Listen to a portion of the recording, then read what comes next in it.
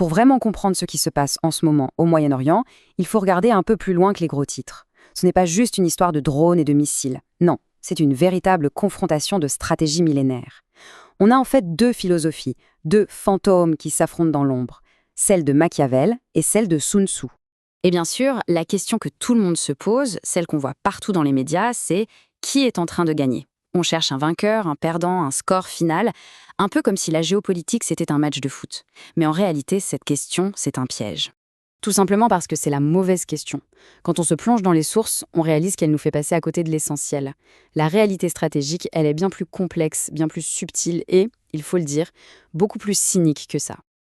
Alors, il faut complètement oublier cette image du ring de boxe. Ce qui se joue sous nos yeux, ce n'est pas un combat où on compte les points. C'est une partie d'échecs incroyablement complexe où chaque coup, même le plus petit, peut avoir des conséquences totalement imprévisibles. Et pour déchiffrer cette partie d'échecs, il faut s'intéresser à ces deux fameux fantômes.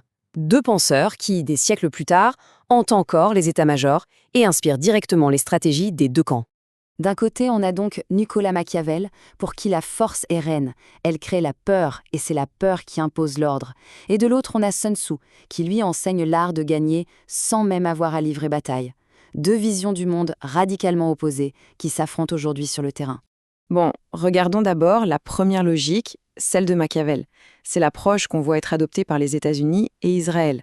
On pourrait l'appeler la politique de la peur. L'idée derrière ce principe est d'une simplicité brutale.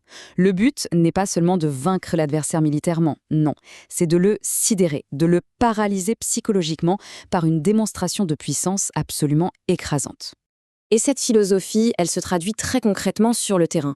D'après les informations de Reuters et d'AP News, on parle de frappes sur des milliers de cibles, y compris des infrastructures énergétiques vitales et des capacités navales stratégiques.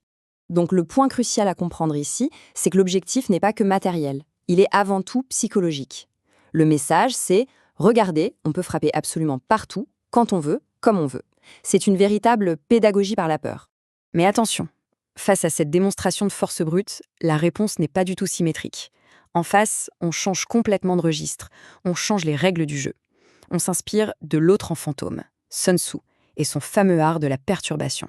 Cette citation, elle résume parfaitement le changement de logique. Téhéran sait très bien qu'un affrontement direct, force contre force, est perdu d'avance. Alors plutôt que de jouer à ce jeu, on décide de jouer à un autre jeu. Donc au lieu de la confrontation directe, on a une stratégie de harcèlement, de perturbation constante.